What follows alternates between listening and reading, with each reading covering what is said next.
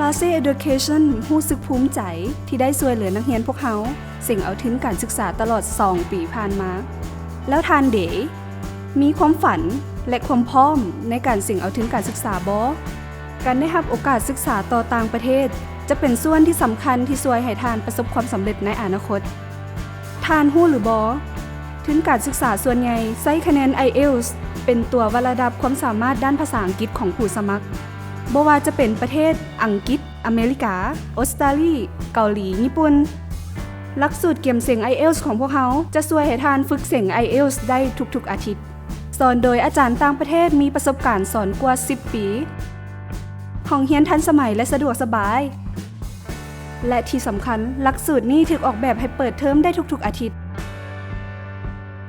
ถ้าสิ่งนี้เป็นความฝันของทานจงอย่าหยุดที่จะไขคว้าหามัน Classy Education พวกเขาพร้อมแล้วที่จะเป็นส่วนหนึ่งในการสานฝันของทานให้เป็นจริงเกียมโตพบกับหลักสูตรของพวกเขาไวๆนี่